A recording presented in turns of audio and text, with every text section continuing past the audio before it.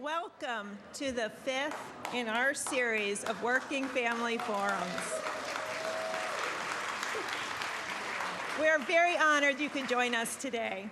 We're also thankful to California State Senator Mark Leno, his staff, and the building management for letting us be in this lovely building, and also to the Federal Executive Board for our refreshments. Thank you.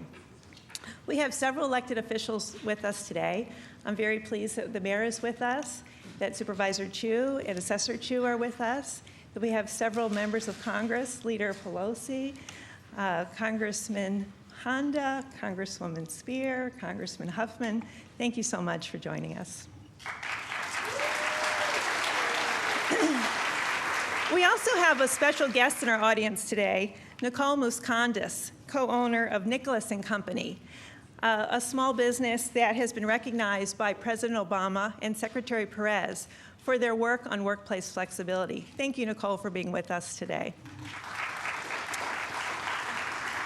Many of you know that the Women's Bureau has been created by Congress in 1920, just 2 years after, shortly after the women got the right to vote. From the very beginning until today, our vision is to empower all working women to achieve economic security. Currently, our priority issues are higher paying jobs for women, workplace flexibility, access to leave, and equal pay. Over the past few months, we've been engaging groups and individuals across the country, from Denver to Chicago to New York and Boston, and here in San Francisco, to identify initiatives that benefit America's working families, the American businesses, and the American economy. We're bringing together high-ranking administration officials, researchers, advocates, business leaders, and federal, state, and local elected officials because we want to have a conversation on business practices that benefit working families. The conversations and stories at these regional forums will be explored at the White House Summit on Working Families on June 23rd because we want to lift up the key issues that our American families are facing. We want to encourage everyone to add your voice to this national discussion. Throughout the forum, you can tweet your thoughts, your comments, or your questions using the hashtag #WorkingFamilies. I know cell phone reception is not good in this auditorium, but please consider drafting a tweet and then posting it when you leave. And you can also see more on Twitter, checking out the handle @USDOL and @LaborSec.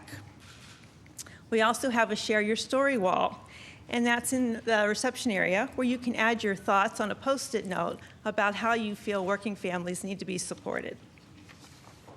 And now I am much honored to introduce Mayor Edwin Lee. Mayor Lee is the 43rd mayor of the city and county of San Francisco and the first Asian American mayor in San Francisco history. He was elected in November 2011 and has a long record of public service. Mayor Lee first began working for the city and the county of San Francisco as the investigator for the city's first whistleblower ordinance, and has since served as executive director of the Human Rights Commission, director of city purchasing, director of the Department of Public Works, and a city administrator. Mayor Lee has worked hard to keep the economy and the economic recovery on track, to create jobs for residents, and to champion everything that supports a thriving economic climate, like parks, transit, quality of life in our neighborhoods, and public safety. We're very fortunate to have him with us today. Please welcome Mayor Lee.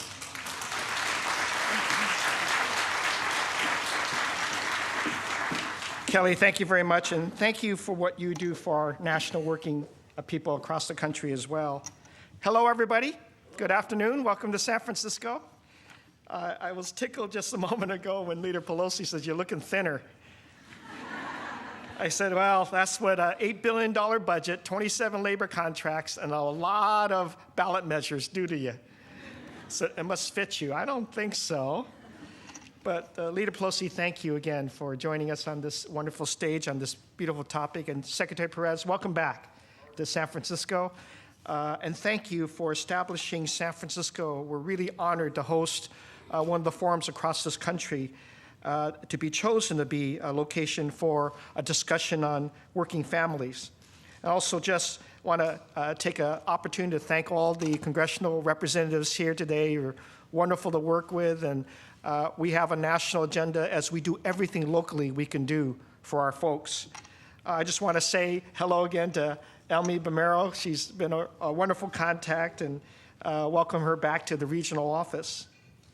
You know, all of you know that our economy is red hot these days. We're a thriving economy. Our unemployment rate just got another great enhancement. We're at a record low of 4.4%. And with this great success, there come challenges. And while our economy may be the envy of other mayors across the country, perhaps even in the world, I'm still hard at work with so many of my staff to make sure our residents are getting the work that they need full-time, and to make sure that that work is sustainable. Because we know that there is no greater income gap than between that person who has a job and that person who does not have a job. And that's why we'll be relentless in our efforts to continue to grow jobs in our city across all sectors. It's not just technology. In fact, technology, while fast growing, is not really the big driver in this city. Biotech, clean tech, international trade, tourism, film and video production, advanced local manufacturing, construction, and healthcare, they're all on a very, very good foundation, all growing, all parts of our diverse economy. They're also creating good paying jobs for everybody from every background. And we're also making sure that we do everything we can to make sure the workforce policies are friendly to families. And that's why I've joined up with Supervisor David True on his family-friendly workplace. We're actually going to be funding a bit of that this year. He's been asking for that extra funding to make sure that it isn't just a good-sounding ordinance, that we actually reduce barriers for working families, and that's going to be of great help. We need to make sure that our priority is that our working families can afford our city of San Francisco, afford to call it home. One of the many ways in which we'll be addressing affordability is through housing. We've got an aggressive agenda. We've got to create 30,000 units of new housing, at least a third of it permanently affordable, and affordable to low and moderate income families by the year 2020. That will help us tremendously. And we're making good progress. In fact, we're opening up more new homes for city's families in the first 5 months of this year than we did in the entire year of 2013 in our city. We know our city is the expensive place for working families. So I believe it's time that we bring an increase to our own local minimum wage, which has been the highest in the nation, yet still, yes. But we've got to keep pace, and this is what paying attention to working families is all about. It's not about what we did yesterday, although we can celebrate that. We've got to move forward. We've got to keep the pace. We've got to keep the pace with rising consumer costs. So I do know that a few more dollars an hour can make a huge difference for working families, and we need, as San Francisco has always done, we need to lead by example. We're the first city in the nation to establish our own minimum wage in 2003, and will again be a model for the rest of the country. We're working with the Board of Supervisors, impacted sectors of our businesses, small businesses, workers' advocates, experts, and others to seek consensus and a significant wage increase for working families. We also continue to join in the fight for equal pay, giving our working women equal pay for their equal work. Yes. Equality for all was not just a slogan, it's always been a San Francisco value. And our cities always value equal pay for everyone. And we need to make sure, constantly make sure that our women succeed, treated equally in the workplace. And I'd love to borrow something that Leader Pelosi has always said. When women succeed, San Francisco succeeds. Yes. And you can see that it's true in the leadership of our city. I'm proud to have nominated Naomi Kelly as someone who took my place as city administrator. I've appointed Carmen Chu, the assessor recorder, and she's going to earn that outright on her own by the electorate, as she's done already. I appointed Katie Tang to our Board of Supervisors. You'll find women in the highest levels of our local government. women leaders like Fire Chief Joanne Hayes-White, our Health Director, Barbara Garcia, our Port Director, Monique Moyer, our Department of Emergency Management, Ann Cronenberg, and our newest department head, just appointed last week, Department of the Environment Director, Debbie Raphael. So many more critical leaders in positions that direct policy and function for our city. I'm very proud to have, as my counsel, Leader Pelosi, Senator Feinstein, Senator Boxer, all the women here, Congresswoman Spear, joins this in making sure that we're strong and that we have strong and accomplished women that fight for our San Francisco residents here and in Washington, D.C. Yes. So today, joining with Labor Secretary Tom Perez and Democratic Leader Pelosi, Congress members Honda and Huffman, and Spear, we've come together to reaffirm our commitment to move forward, advance workers' rights and women's rights, and equality for all of us here in San Francisco and across our country. I know there's a lot of work ahead, and I remain committed to doing what I can for all of our city's residents. I commend all of you, all of your amazing work, people here in the audience and those that I've just met, even these years. I was just happy to see the Rosies come and join us. Thank you very much for being here today. Congratulations.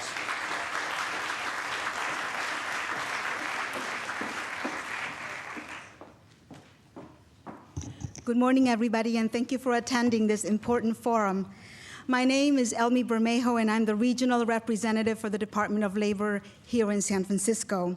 I had the privilege of working at the Department of Labor in Washington, D.C. for the past 4.5 years, and how time flies when you do something you really love with amazing people that you deeply respect, but it is so good to be home. It is an honor to introduce Secretary Tom Perez. When he was sworn in on July 2013 as the nation's 26th Secretary of Labor, he infused a new energy into the Department of Labor and rebranded it as the Department of Opportunity. The opportunity for every working family, every working person to get ahead. That means ensuring a fair day's pay for a fair day's work. Connecting ready-to-work people with ready-to-be-filled jobs, promoting gender equality in the working place, ensuring people with disabilities and veterans have access to equal and safe employment opportunities. Secretary Perez brings a richness of experience and deep commitment to public service. Prior to his confirmation as Secretary of Labor, he served as Associate Attorney General for the Civil Rights Division of the Justice Department. He worked there to restore and transform the division in the spirit of its traditional role as the conscience of the nation, to further fulfill the promise of our nation's most treasured laws, advancing equal opportunity, leveling the playing field, and protecting rights for all.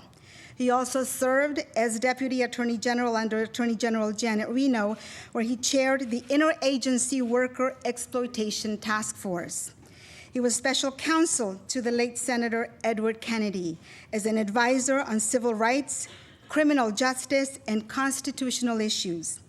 Additionally, he served as Secretary of Labor, Licensing, and Regulation for the state of Maryland, where he now resides with his beautiful wife, Anne Marie, and their 3 children. Secretary Perez was born in Buffalo, New York. His parents came from the Dominican Republic. He graduated from Brown University, where on Saturday he delivered the commencement speech. Secretary Perez received his law degree from Harvard. All of these experiences in caring manner and a great sense of humor make him an amazing Secretary of Labor and a great boss. His former colleagues at the Justice Department are still sad at his departure, but we at the Department of Labor are indeed lucky to have him. And please give a warm welcome to Labor Secretary Tom Perez.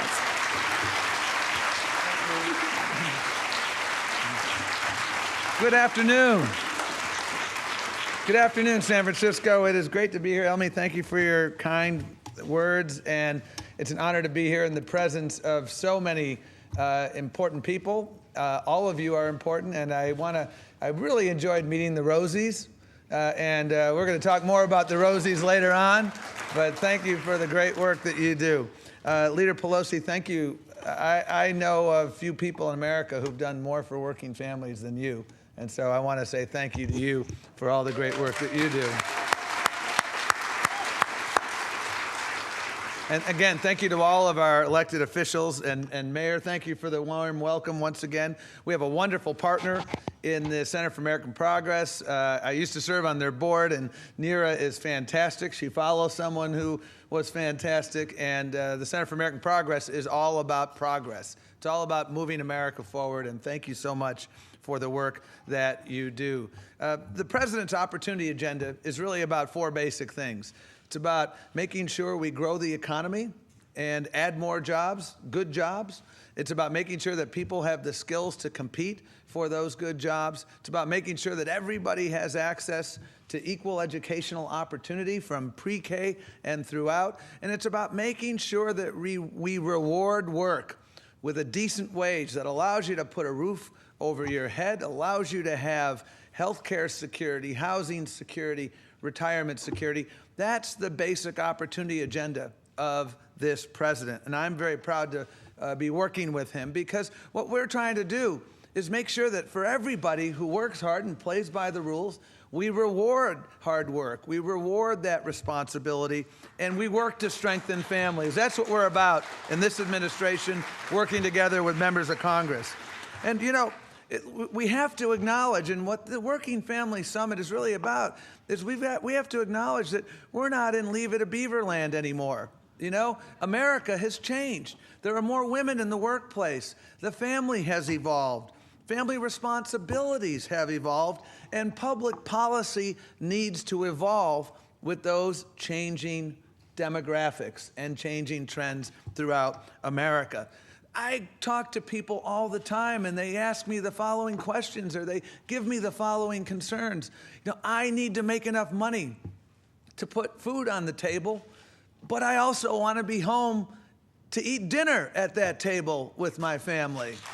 I hear from so many people, I need to go home to take care of my elderly mother or father, or I need to go pick up my sick child at school, and yet I have to choose between the job I need and the family I love. That's a false and unfair choice. It's a choice that most other countries on the planet don't require us to make, but it's a choice that our public policy all too frequently dictates across America.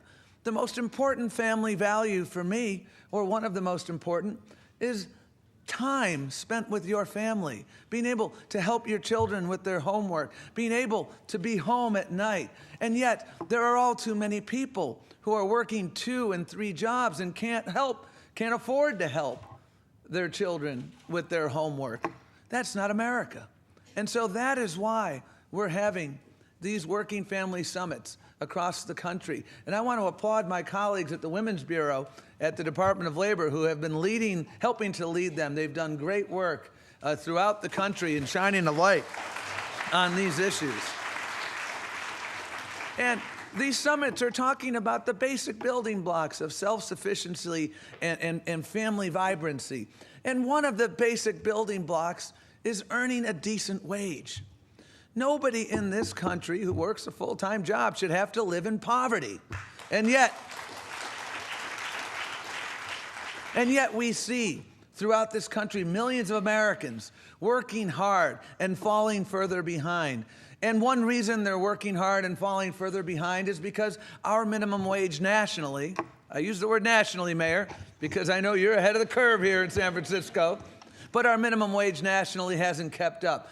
It has lost 20% of its purchasing power since the 1980s. Imagine if you went into a job today and you were told that you need to take a 20% pay cut from what you were making 30 years ago. You couldn't do it.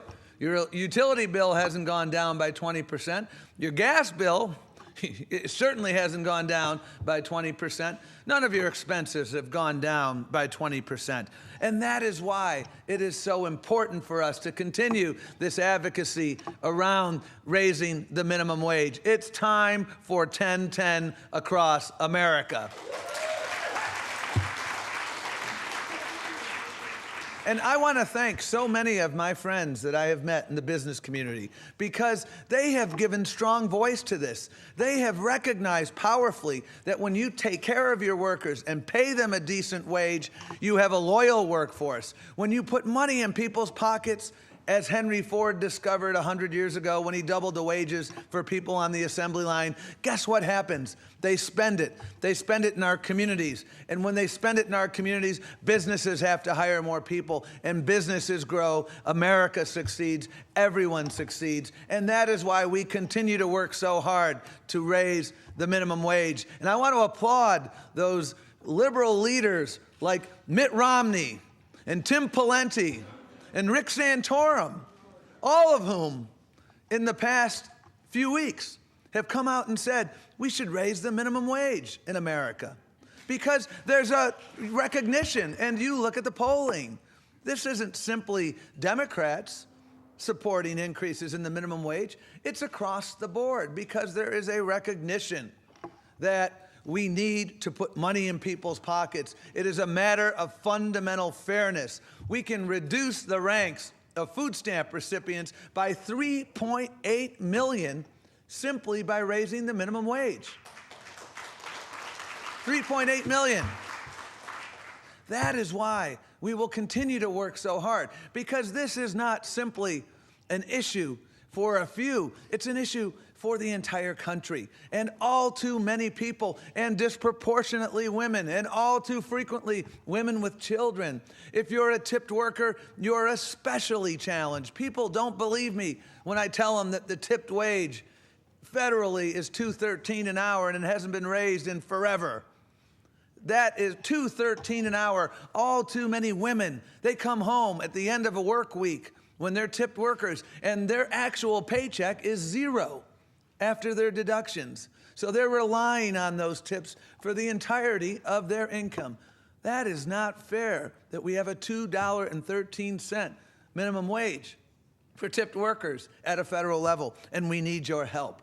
But making sure that we have the building blocks of opportunity and self-sufficiency don't stop with the minimum wage. They also include talking about workplace flexibility, because so many people in today's workplace are balancing work, family, parental responsibilities, the sandwich generation, people taking care of mom, dad, and son and daughter, and having to work. And we are in rare company, and it's not good rare, when you are together with the likes of Lesotho and Swaziland and Papua New Guinea as the only nations on earth that don't have some form of paid leave. We can do better. And I again applaud so many business owners that I have met who understand that when their workers are distracted by their children's illness or their parents' illness, they're not productive workers. And when you give them that flexibility that enables them to serve their family, they're actually serving their business as well, because they are productive when they are there. And that is why so many other countries have recognized the importance of providing paid leave, the importance of providing childcare. You look at 2012 figures, the net cost of childcare in the United States is equal to 38% of the average wage. That's more than twice what families in OECD nations pay as a whole. And by the way, it's not like these nations, have self-destructed economically. I mean, let's look at Sweden. Spends more on childcare and early education than nearly every other nation, but it has one of the highest levels of GDP per capita in the world. Brazilian unemployment is comparable to ours, but their workers get 120 days of leave at 100% pay. These are not radical concepts. These are concepts that are working in other industrialized nations. And yet here, we hear from time and time again from some that it will be the end of the world as we know it if we allow the radical concepts such as a mom can go and take her child to the doctor and not get docked pay for the 2 hours she has to be gone. I don't believe that we will go to heck in a handbasket if that becomes America's public policy. I believe that is a fundamental family value that promotes public policy. I believe our families deserve better.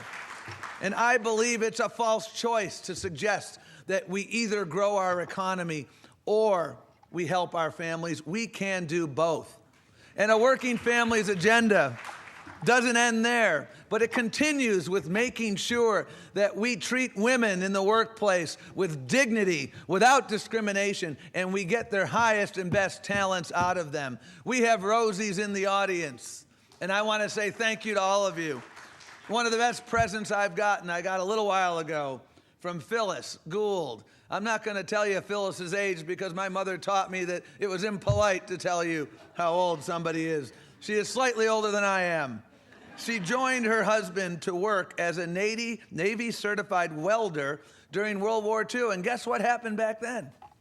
She and Mary and Rodessa, they all got paid the same wage as men.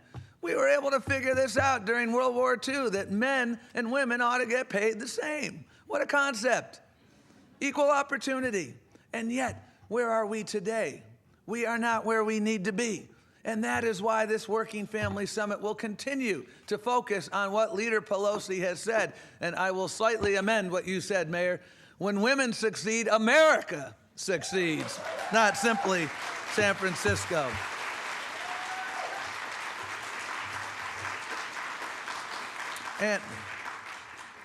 And let me end by talking about one other pillar of self-sufficiency that is so important. And I would be remiss if I didn't bring this up, because there's one person in this room who played as big a role as anyone in America, along with our president, and that is the issue of health care security.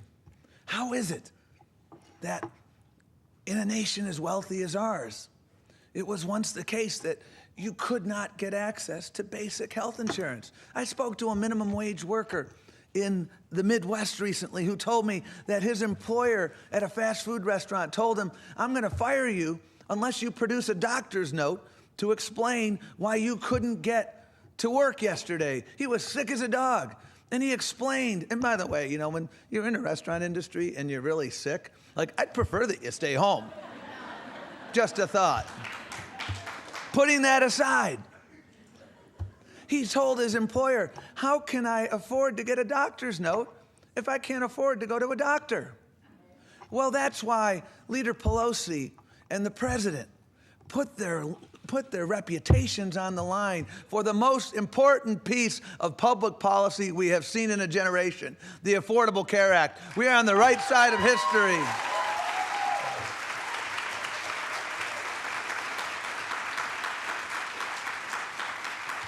Millions of Americans now have hope, many for the first time ever. You see more and more people signed up, 8 million plus on the exchanges, another 3 million on their parents' plans, another 4 million on Medicaid, others signed up as well. We are moving America forward. We are making America healthier. And when America is healthier, America is better. And that is why summits like this are so critically important, to talk about these issues, because we're making progress, but we can do better. We must do better. And there's nobody who has played a more important role than the next speaker that I am introducing right now.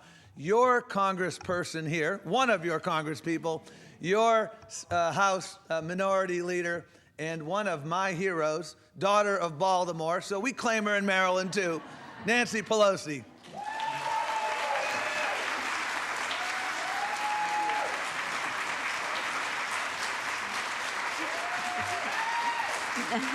Good afternoon. Good afternoon, all of you. Mr. Secretary, thank you for your very generous remarks. Listening to your speech, I decided to leave mine on the chair and just associate myself with your remarks, because you certainly covered the territory about our values, our respect for people, our recognition of what it takes to have America succeed when our families succeed. It's my honor to join our great mayor in welcoming you to San Francisco. We're so honored to have one of these meetings in preparation for the President's Summit. Our mayor recognizes excellence when he sees it, because that's what he does every day when it comes to job creation, when it comes to fairness in the workplace, whether it comes to acknowledging the needs of our families and what it means to have a city that is a city of families, not a city that loses families because our policies don't respect and recognize their needs. So thank you, Mayor, for your great leadership. It's an honor to be here with you. It's an honor to join Chairman of the Board, David Chu, and Assessor Chu in welcoming our great Secretary of Labor to San Francisco. Pretty exciting. And many of you may not know Neera Tanden, but you will be so impressed by her. She's the chair of CAP, the president of CAP, and the Center for American Progress. She is a master of excellence, of public policy, to do the right thing, meeting the needs of the American people in a way that not only puts us on the right side of history, but on the right side of the future. So welcome, Neera, to San Francisco, to you as well. I'm pleased to be here with my colleagues, Congresswoman Jackie Speier. She and I share the honor of representing San Francisco in the Congress. Mike Honda, our colleague from down south, and our newest member of our Bay Area group, Jared Huffman. Jared is here, a new member of Congress, but let me say this about him.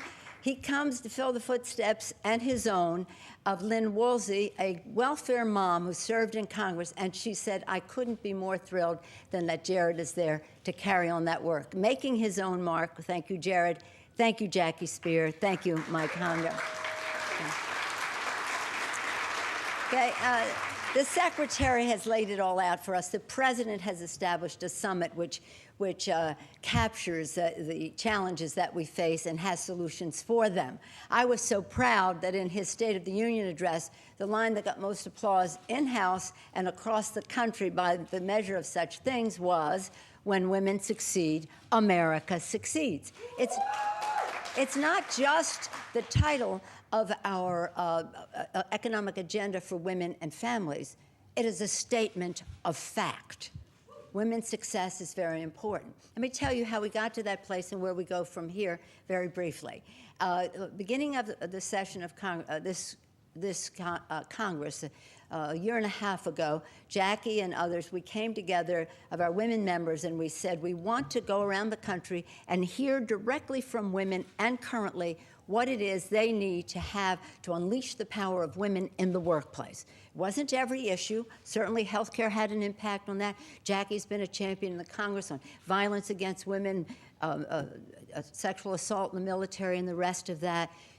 This particular slice was women in the workplace, how they get paid, et cetera.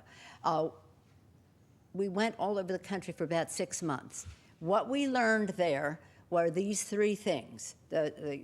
When women succeed, America succeeds, the three stools that make that happen in the workplace. One, pay. Equal pay for equal work, as the mayor suggested and the secretary. Secondly, as they both did, raising the minimum wage. Over 60% of people making minimum wage in the country are women. So it's about pay. And we have the bills to do that. And our first bill that the president signed was the Lilly Ledbetter Act. But we have to do more with the Paycheck Fairness Act. Two, paid sick leave. We passed when some of us were in the Congress. I think these are all younger than I am, but when I was there, we passed, when President Clinton became president, we handed him one of his first bills was family and medical leave.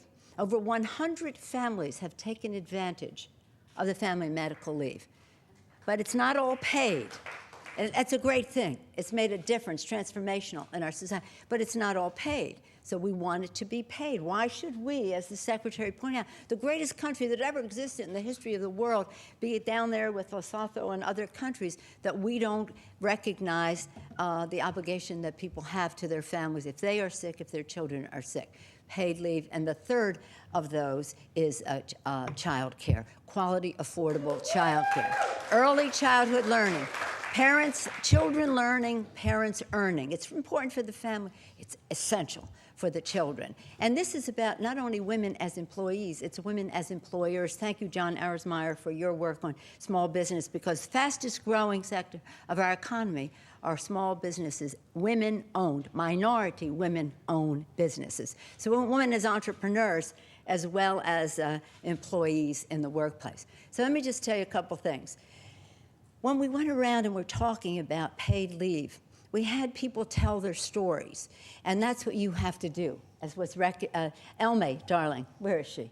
Thank you for what you do. And she talked, and was mentioned earlier, talking about telling your story. Well, one story we heard that related to the paid leave was a woman was telling her story about how she lifted herself, single mom, all the rest, all the challenges, and now she had a paid regular job, and she was so proud. But she said, I'm not going to tell you about me. I'm going to tell you about what I see.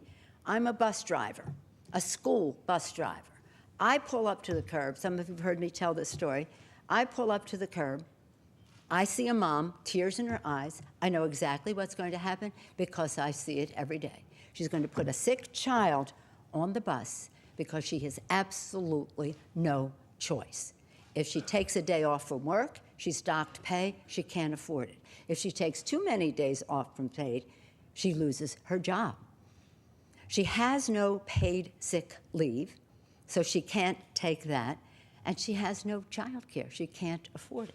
So on the bus goes a sick child, spreading the germs, just as you said, Mr. Secretary, about in a restaurant. Not a good place for that child or the other children on the bus. But the mom has no choice. We can give that mom choice by passing the Family Act that we have. And then one more I want to tell you is about a mom another mom, 5 kids, English second language, single mom, the whole kit and caboodle. She comes to tell her story about how important Head Start was to her. Head Start, which is being cut right now in one of the budgets in Washington, D.C. This isn't a political event. I won't say which one, but okay.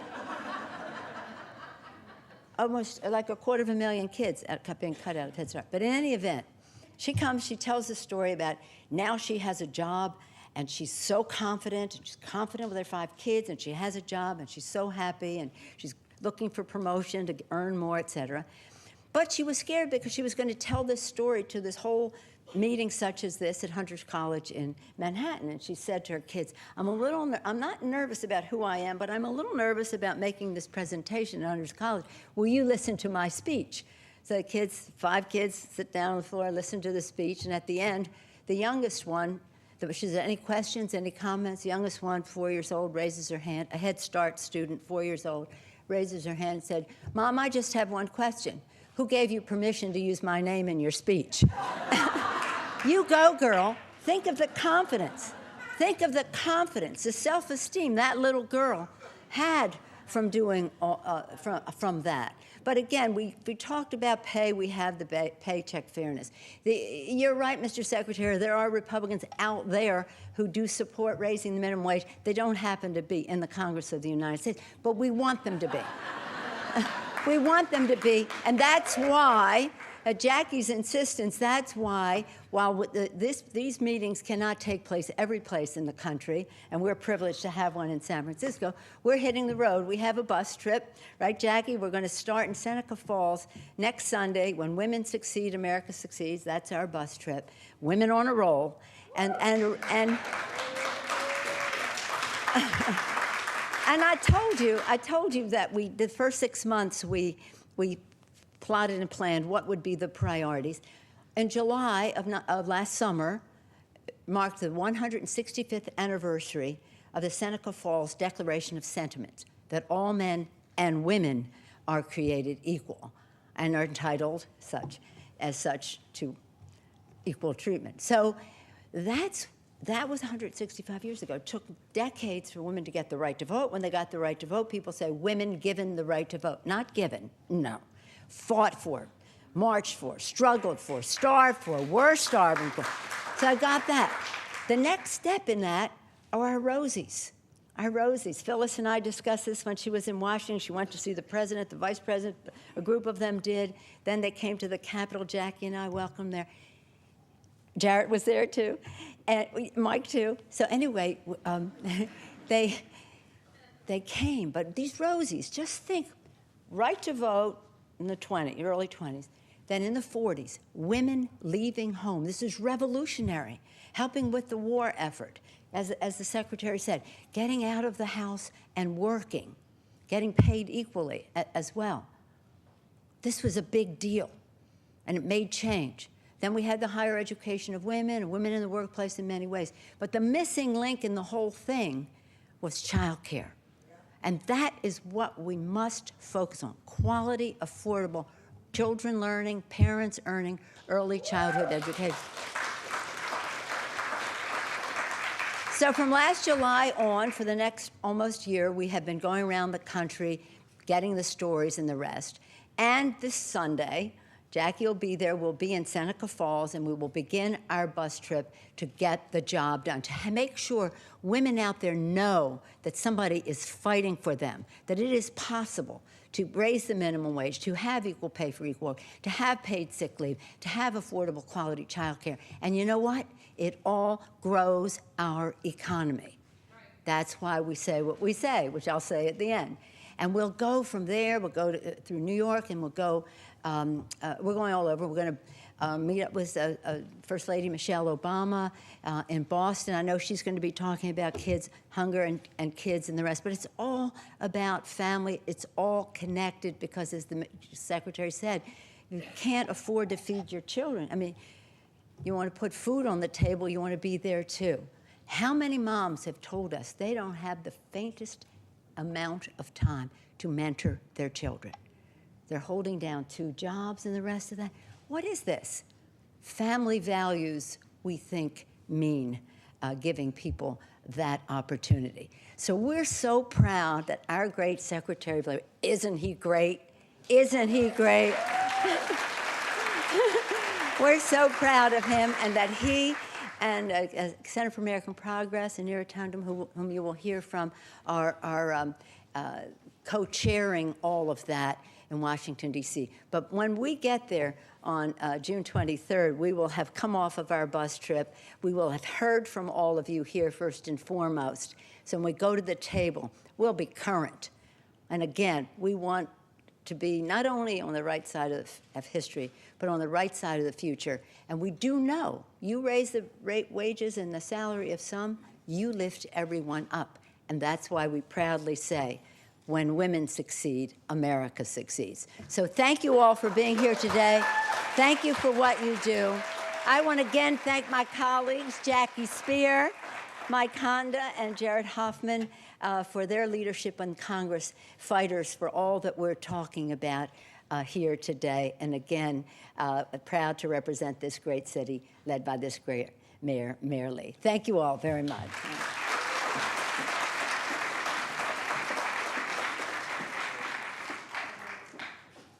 Are you all as energized as I am? I think I can push that bus from Seneca Falls to California. So it is now my pleasure to introduce Neera Tandem. Neera is president of the Center for American Progress and counselor to the Center for American Progress Action Fund. She has served in both the Obama and Clinton administrations, as well as in presidential campaigns and think tanks. Her expertise in domestic policy and healthcare make her a very sought-after guest on programs like NBC's Meet the Press, ABC's This Week, and CBS Face the Nation. She's also a frequent commentator on MSNBC, CNN, and Fox. Neera was named one of the most influential women in Washington by the National Journal. Elle magazine recently included her on the Women in Washington Power List, and she received the India Abroad Publishers Award for Excellence in 2011. She has been recognized as one of Fortune magazine's most powerful women in politics. Neera was born in Bedford, Massachusetts. She graduated from UCLA and received her law degree from Yale Law School. Personally, it has been a real wonderful experience getting to know her, as we at the Department of Labor have worked with the White House and CAP to put together these regional summits that lead up to the White House Summit in June. Please give an amazing San Francisco welcome to Neera Tandem.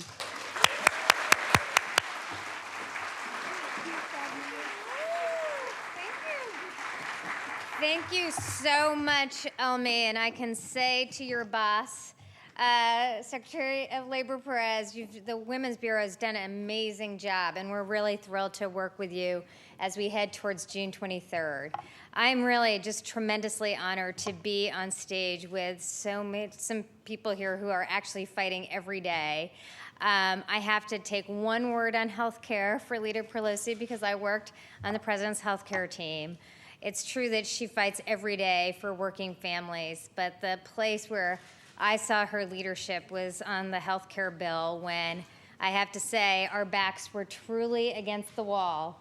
And in that moment of doubt, Leader Pelosi really rallied everyone on behalf of health care, saying that, we couldn't let these hurdles get in our way.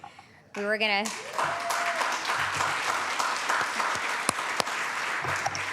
We were going to climb walls, get through the moat, go through battle for the bill, and believe me, it really felt like that every day until it was done. And 8 million people now have coverage through the exchange, over 1 million in California alone. And each one of those people, I have to say, owe a debt to Leader Pelosi for her hard work. And we talk a lot about leadership. Leadership is giving voice to those who are often voiceless, fighting for those who don't often have a voice in Washington. And that was a battle in which people really needed a true champion, and Leader Pelosi was there for them. So I'm really honored to always fight by her side. I can say that she's absolutely right. This entire effort around agenda for working families, paid leave, sick days, child care. These issues are coming to the table. They're at the forefront of our national discussion because of the work that Leader Pelosi and so many other leaders in the Congress, Rosa DeLauro, Jackie Speer, other leaders in Congress have really made this debate and this discussion central to what we were talking about, and we owe her a debt of gratitude. We also have a fantastic champion in Secretary Perez.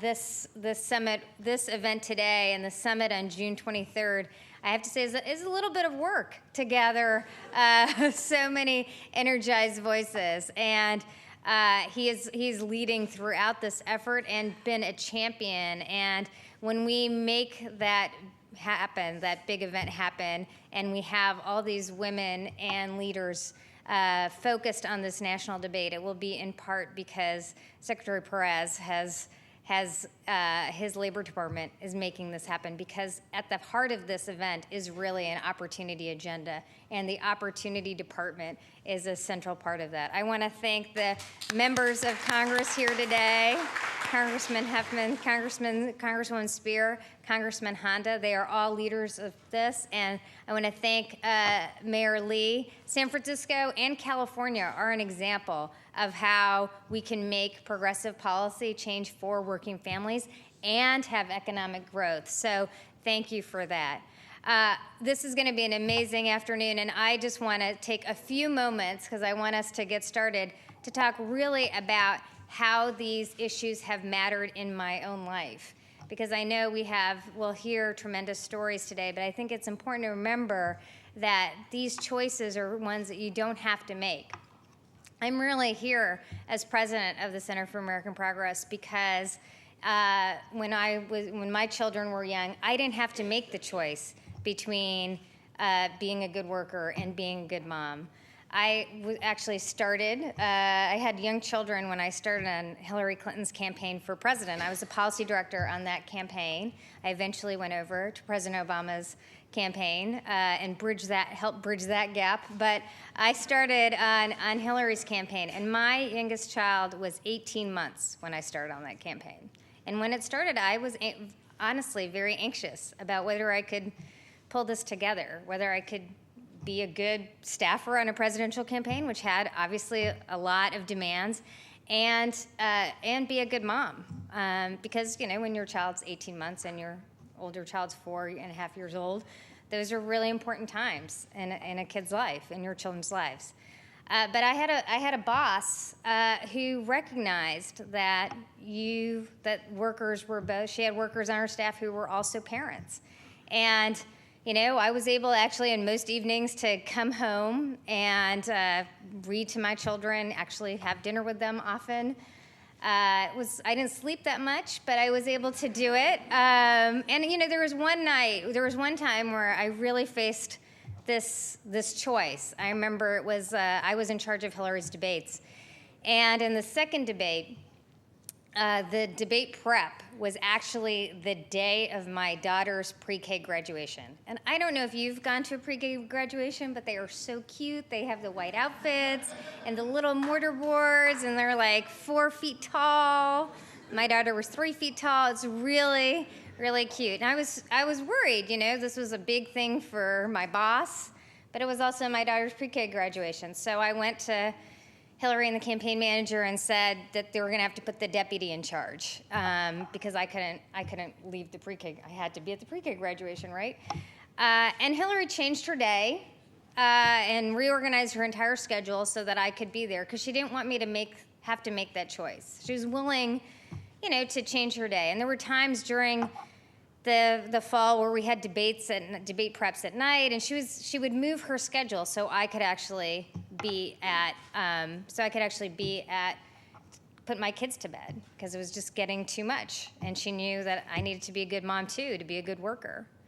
And you know, I think back on those times and think how lucky I was. But the truth of what we're saying today is that you shouldn't have to win the boss lottery to actually be a good mom and be a good parent. You should be able to do both, and it'll be better for our economy and better for families if we do that. The Secretary of Labor talked about these issues, and he's right. We're the only developed country in the world who doesn't have a paid leave policy. 70% of low-income workers in America don't have one single sick day.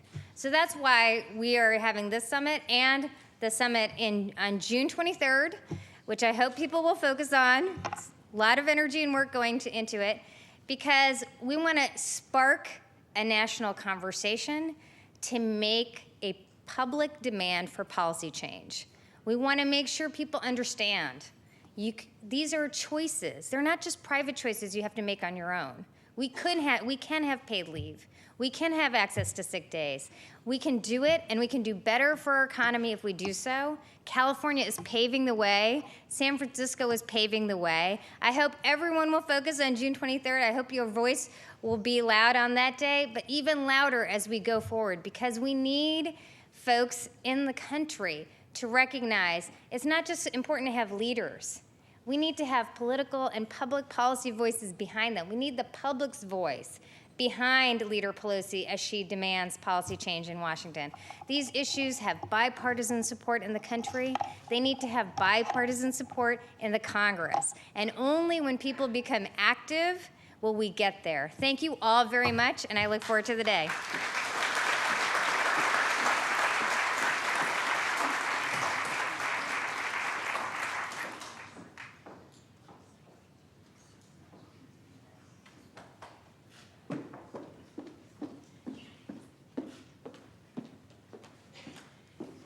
Thank you so much. Please join me in giving them a big round.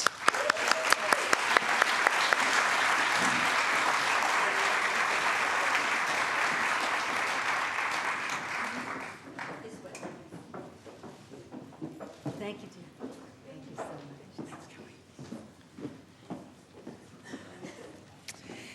So we were all talking about personal stories. There is an opportunity for you to share your personal story, so use a Post-it note in our reception area and post it on our board. And now it's my great pleasure to introduce Congressman Mike Honda, representing California's 17th Congressional District. Representative Honda has served in the Congress for over 12 years, and prior to that was a member of California State Assembly, Santa Clara Board of Supervisors, the San Jose Planning Commission, and the San Jose Unified School Board. He was also a member of the Peace Corps. He has dedicated over 30 years of his life to education as a teacher, principal, and school board member. His years in the Peace Corps and his childhood experience living with his family in the Japanese internment camps were both instrumental in shaping his commitment to social justice and publicly serving communities that do not have a voice. We're very fortunate to have him with us as our advocate in the U.S. House of Representatives and with us here today. Please join me in welcoming Congressman Mike Honda.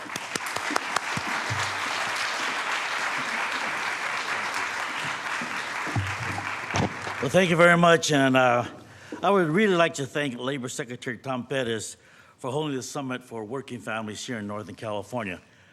And I can say that where does the energy come from? You know, he has the agenda in his head, and it's all there very clearly. So let me just take a moment to commend him for all his work, both as the Labor Secretary and also as the person in Maryland who promoted justice and protection of our laws to all the people in Maryland and this country, for the underprivileged, the minorities, immigrants, and to all Americans. Now, I think that Secretary Pettis and our leader, my speaker, Speaker Pelosi,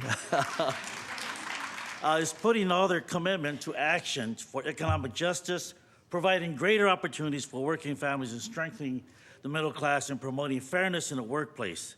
And I'm a member of the Labor Appropriations Subcommittee, and I really understand and appreciate the ambition and the drive of this administration and this agency, even while it's chronically underfunded by Congress. So there are a number of issues affecting working families that deserve a thorough, thoughtful discussion. I think that it's been touched over and embellished and really brought home, but I think what they're really asking us to do is to have a public dialogue and making sure that we understand the agenda items, and that we make this a public dialogue. So what happens then? Policymakers have to start to understand and start to pay attention to the voices that you have and to make sure that these policies really become laws and to become a nation of laws so that we can make sure that women have equal pay, to make sure that we have families that don't have to worry about choosing between medical leave and their jobs. These are not choices as Tom Pettis has said and as our speaker has said. These are not choices. As a elementary school principal, I used to see this happen on a daily basis with our families, looking at their children, sending their children. Sometimes the children are sick and they can't take them to the doctors. And so the public policy and the kind of public debate that we have to have has to resound from coast to coast, from the northern borders to the southern borders, to make sure that these issues become law. And how is that going to happen? It is the agenda that Tom Pettis has for us, and we're going to have to make sure that we have things like the Family Medical Leave Act. We put that into law. And then what we have to do is make sure that they have paid medical leave. California does it, the rest of the nation can do it. So I'm proud to say, as a Californian, as a policymaker, as a member of Congress, and with my colleagues here, we're going to make it happen. We're going to move forward. We're going to make sure that the work that Secretary Tom Pettis has put forward becomes law. Thank you.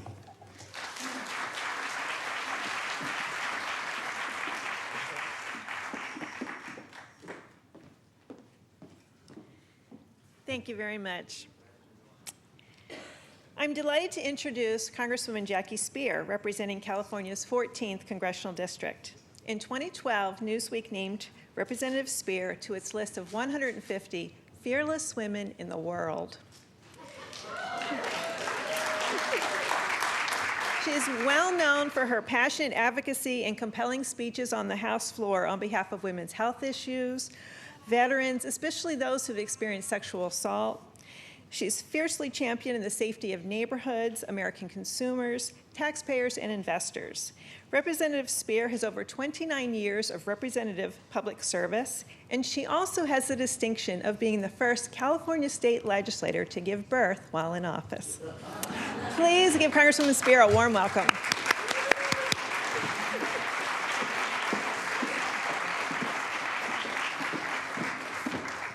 I love it when people introduce me by saying I was the first legislator to give birth while in office.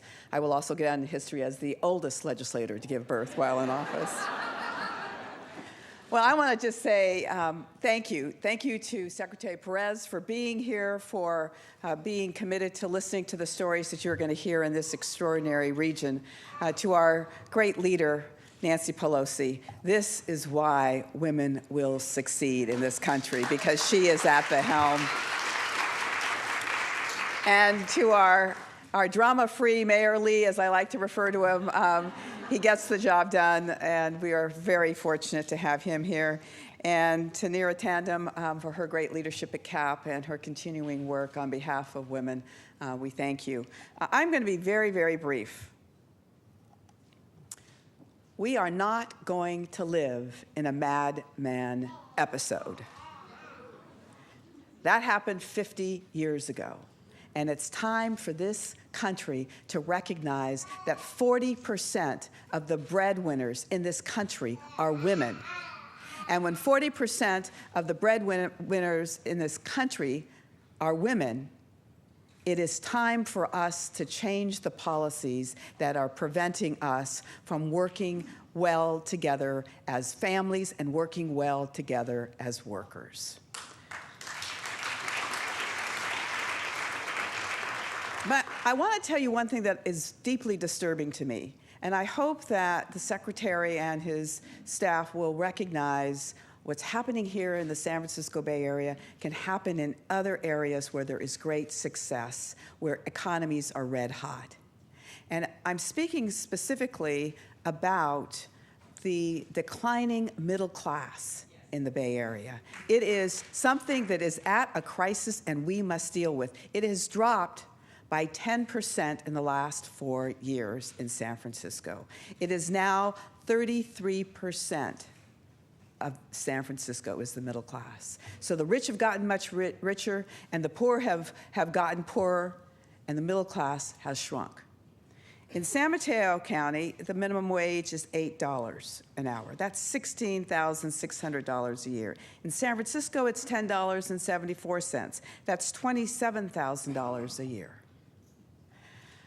But the living wage calculator, developed by an MIT brainiac, found that a single adult with one child should be making $26.03 in order to make a basic living in the Bay Area.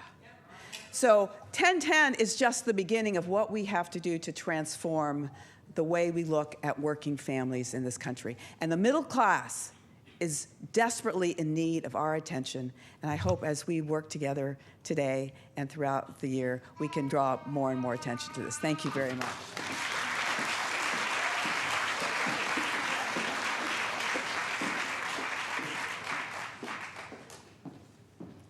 Thank you, Congresswoman Spear. I'm very pleased to introduce Congressman Jared Huffman, representing California's 2nd Congressional District.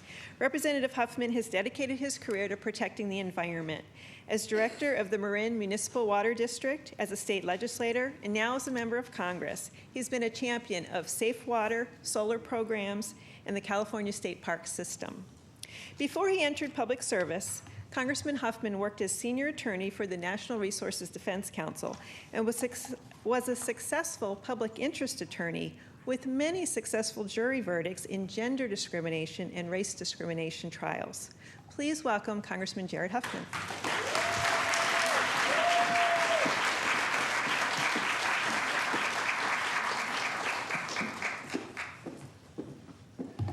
Well, thanks, everybody.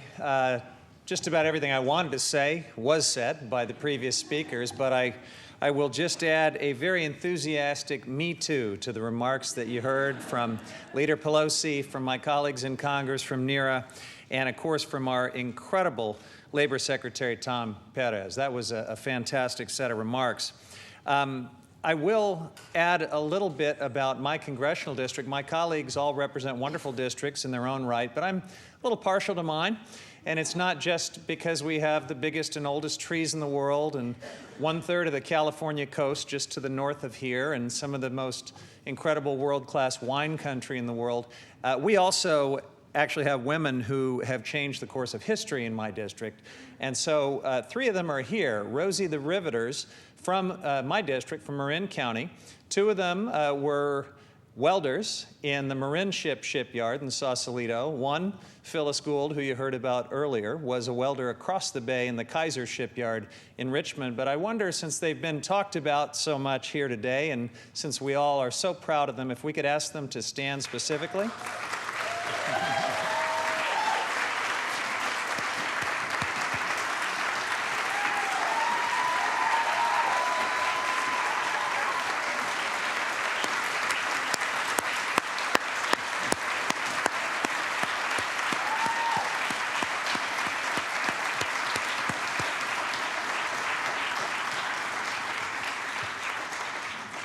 Thank you, Phyllis, Mary, and Rodessa. We're, again, very, very proud of you. You know, my own grandmother was a Rosie the Riveter at the Martin Bomber plant in Omaha, Nebraska. And a generation later, I saw another example of women stepping up to serve their families, their communities, to make a difference. My own mother was a hardworking single mother of 3 boys, running her own small business. And of course, we have so many very, very powerful stories, but those are personal ones for me of how women have contributed so much to our country and to the families that depend upon their hard work. But as powerful as these examples are, we all know that we still have a long way to go. When we hear stories about women today making 77 cents on the dollar to their male counterparts, a statistic that actually represents a step backward from the time when Phyllis and her colleagues were making equal pay with the men in those shipyards. That tells us we've got a long way to go. We know that women are disproportionately part of the minimum wage workforce. Nearly 2/3 of the minimum wage workers are women today, and the poverty rate at 14.5% for women is the highest that it's been in 2 decades. So just as the Rosie the Riveters stepped up in their generation, as my own mother stepped up for her family and to do her part, I think it's incumbent upon all of us to keep working and finishing the job. And that's why I'm so glad that you've brought this agenda and this forum to our region, that many of you will be taking it to Washington next month. I want to just express my support as a member of Congress for everything we've talked about in this agenda, for giving America a wage, a pay increase with the minimum wage, for the paid family leave, for quality child care. And I want to add one extra piece, because in the introduction it was mentioned that I was a public interest attorney. Well, for me at least, another piece of women succeeding is a little law passed by that great civil rights leader Richard Nixon back in 1972 called Title IX of the Education Amendments of 1972. And I had a chance in a prior life to represent women and women's coaches in Title IX cases, and I just see all around me the examples where the confidence and the skills, the team building, the discipline that are honed through that equal opportunity in athletics is helping build the leaders of tomorrow among the women of America. So thanks so much for coming to San Francisco. To those of you that are going on to Washington, thanks for carrying that message that when women succeed, America succeeds.